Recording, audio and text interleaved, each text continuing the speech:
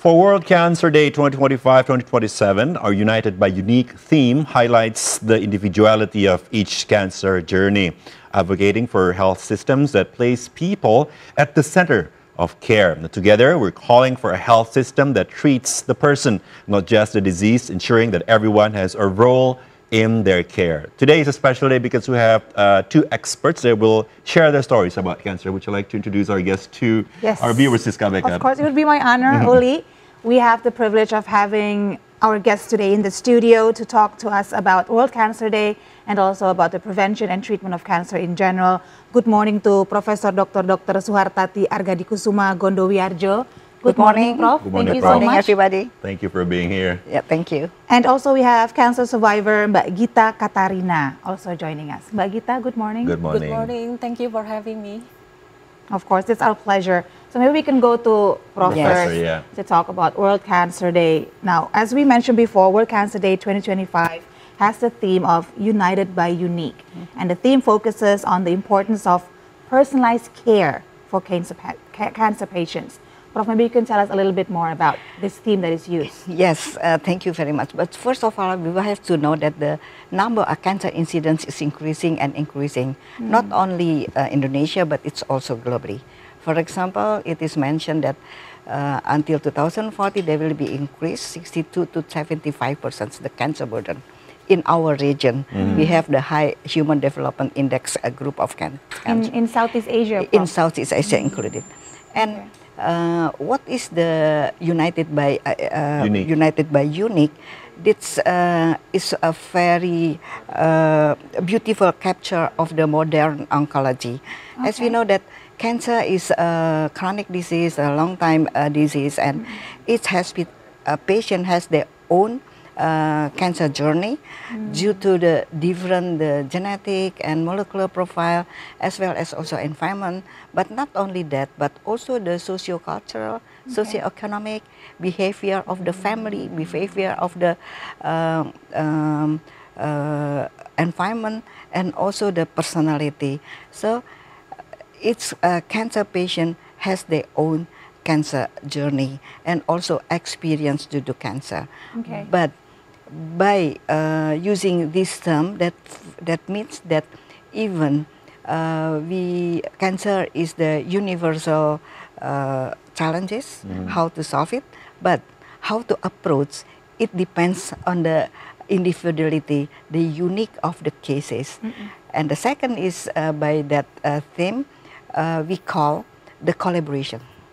We have to collaborate all the stakeholders that involved in cancer control program, how to fight against cancer, to be together, from the health provider and also the government and the private sector and the public and the patient and of course the expert, the medical doctors from different disciplines. So we have to be together to fight against cancer. So cancer is not an easy situation to be controlled. Okay.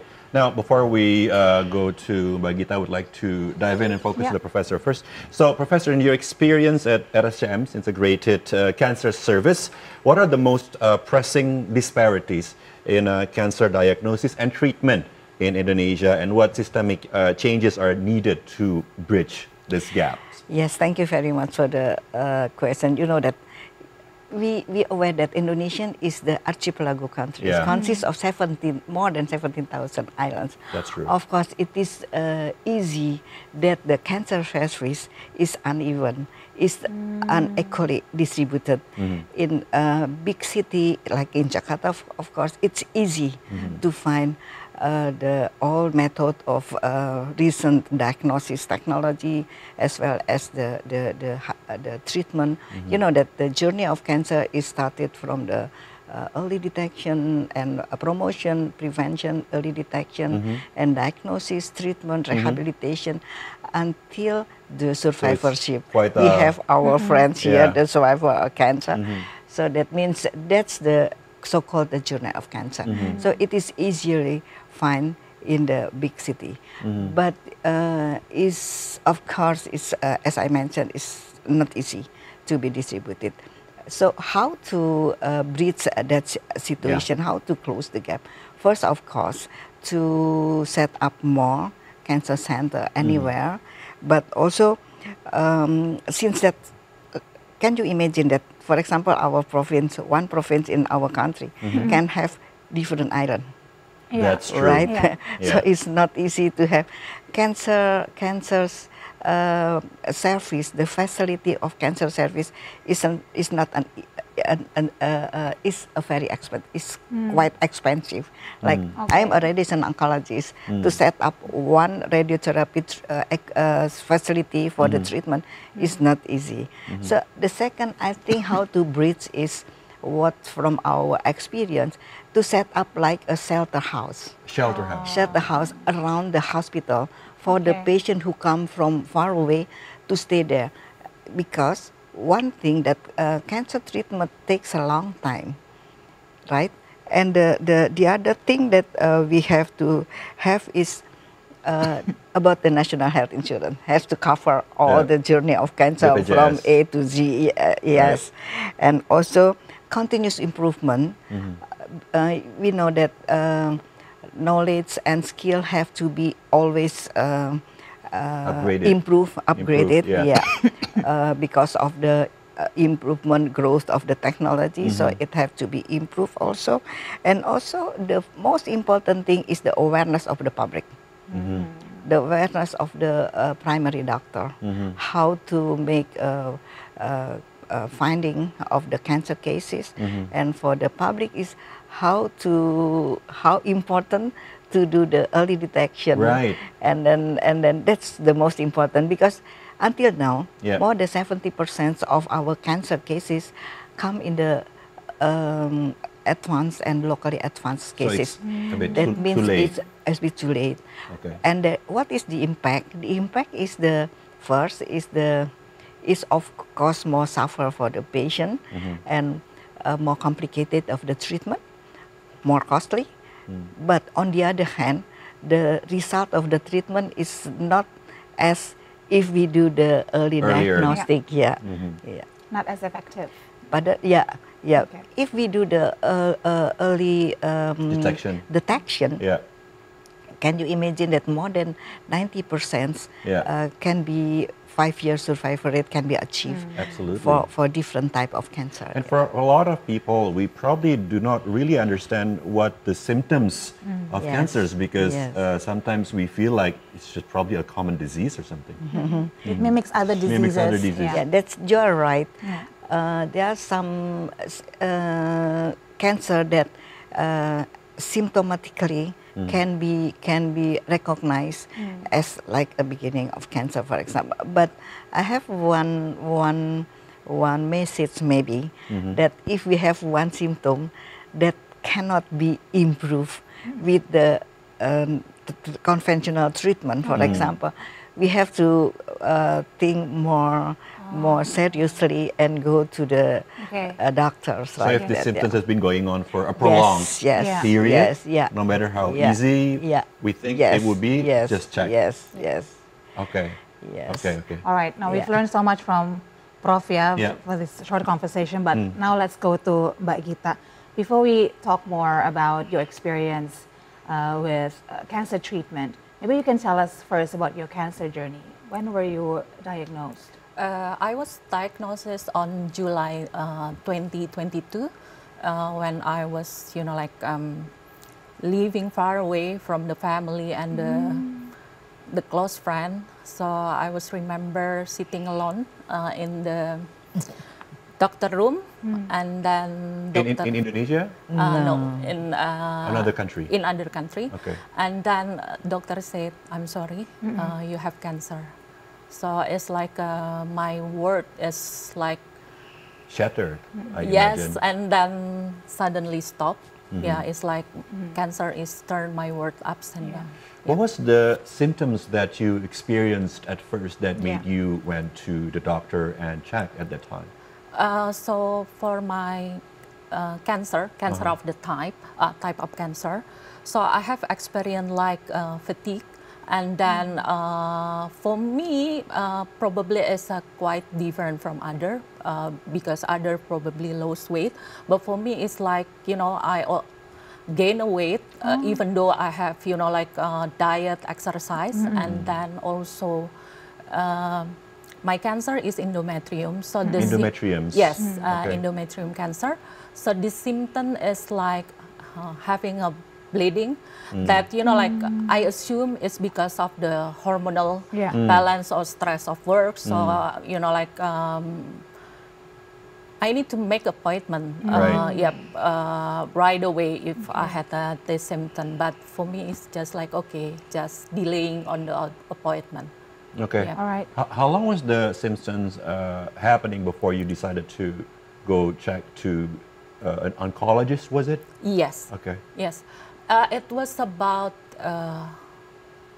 2 months. It was about 2 months, and I remember I was sitting in the meeting room, and suddenly I have a high fever in the afternoon, and then you know, like they bring me to the ER, the emergency room in the hospital.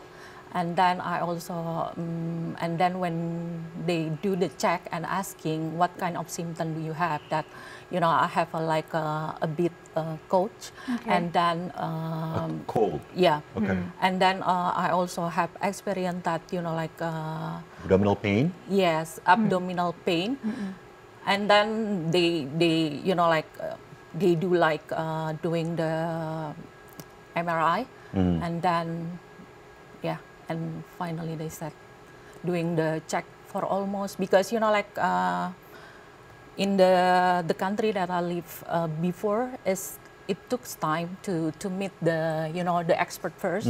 So I need to, you know, like first of, there is a, I don't know, it's like a journey or rule because, you know, their insurance system is policy, right? So I need to meet the you know, like a general practitioner first, and then when they found that, you know, like the blood in the tumor marker is increased, so they, you know, like give appointment to the oncologist. Okay, so that was in 2022. 2022, yes. Now we're in the beginning of 2025. You are a cancer survivor. Yes. In remission for 2 years? Yeah, I'm remission for 2 years now. Okay, and you're also a cancer advocate, trying to give awareness to a lot of people about the importance of cancer detection for better treatment. But maybe now you can tell us, what were your biggest challenges in facing your journey from the moment of your diagnosis to treatment until now in remission? It's a combination, both emotional and also physical challenges. Navigated the health care system is really complex, and also the treatment, facing the treatment while I'm also dealing with the work responsibility. Yeah, I was really overwhelmed. Yeah, it's easy to, you know, feel lost and give up if you cannot, you know, unsure how to ask for help. For me, for the medical professional team, they only give me the, you know, like the guidance for the treatment, but it was like emotional support from the family, close friend, and the cancer community that, you know, like really bring me the, you know, like peaceful. You found strength during adversity from the community. It's such an important topic, and we need longer time to talk about this, but unfortunately we're coming to an end. So probably, Professor, do you have things that you would like to convey to our viewers that are important, that you believe people should know about the progress of the, you know, the cancer situation in Indonesia? Especially now on World Cancer Day. Yes. So actually, as I mentioned before, our archipelago countries, it's not easy to distribute all equally. But our government right now has invest more for the cancer management in our country, and through the, you know, transformation in health, included also in cancer. And for example, in our field, as I mentioned, I'm a radiation oncologist. The goal is to have the radiotherapy service. Radiotherapy is one main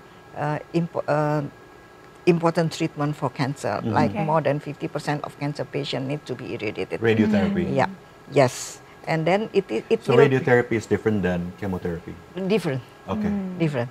And the goal is all the province in Indonesia at least have one radiotherapy equipment. But as I mentioned, it depends on how the situation in the province but at the moment, geographically. we don't have that. In the moment, started 2023.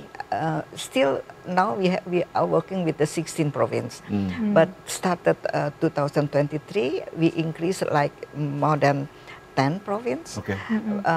But you know that to set up one radiotherapy equipment, it takes like 2 years because of the bunker. Okay. We are talking about the mega voltage energy. Significant Yes, investment. yeah. So and logistics remain a vital issue. But the human resource, thanks God that we have a good radiation oncologist as a doctor, specialist in radiotherapy, but hopefully this year all the centers will start working, so we can increase the number of radiotherapy equipment in our countries. But one thing that we have to really aware, to increase the access of treatment is not just a matter of increase the number of equipment. We have also to have a very good multidiscipline guidelines that is implemented in the right way, and then about cultural belief, and also about, as I mentioned, the accommodation, geographic is shelter house is there. We have that. You have a shelter house, right? Yes. We have a shelter house just to help for the patient to stay, because once the patient diagnosed as a cancer, it takes very long time. And I heard the discussion about the emotionally and psychologically. We have a very good program in collaboration with the survivors group, so-called the patient navigator. Okay. So it is a very, I don't know how to say, it's a very speechless. So the survivors group, the CISC, they make like a patient navigator group, consists of the, like her, the survivors, who help the cancer patient to face the barrier, not the medical barrier, but more whatever, the psychological, social, cultural, and belief barrier, how to face such a kind of barrier, right? Yeah. For the medical barrier, we have the national health insurance, so it can be covered by the national health insurance. So make sure people sign up for the national health coverage. Yes, right? Yes. But just only to remind us, beside, for the medical expenses can be covered by national health insurance, but there is an out of pocket money have to be, and once the cancer patient, the cancer within the family, significantly, we have a study about that. It will make the family goes to the financial catastrophic, financial toxicities, right? Yes. Maybe it should be nice. It is in one country, all the cancer patients have like a support donation from the country, because they lost the productivity. If one cancer patient in the family, it doesn't mean one lost the productivity, maybe two. Right. Yeah. So if our viewers wants to know more about this, is there a way to contact or to find out maybe a hotline number or an account, an Instagram or social media or something that you would like to let our viewers know? Maybe from the survivors group, you have a hotline number. Yes. Because we are, I'm coming from the hospital at the University of Indonesia. Okay. But so is there an Instagram account or? Yes, we have a media social. It's Cis Cancer Club. Okay. Yes, and then there is a lot of information there. Okay. And we also have a website, so you can go to the Cancer Information Support Center. Cancer Information Support Center. CISC. Okay. CISC. Thank you so much for sharing your stories and expertise. It means a lot to us and a lot of our viewers. And hopefully someday we will solve this complex problem in Indonesia. Thank you, Prof. Thank you, Mbak Gita, for your time. Thank you very much. Thank you.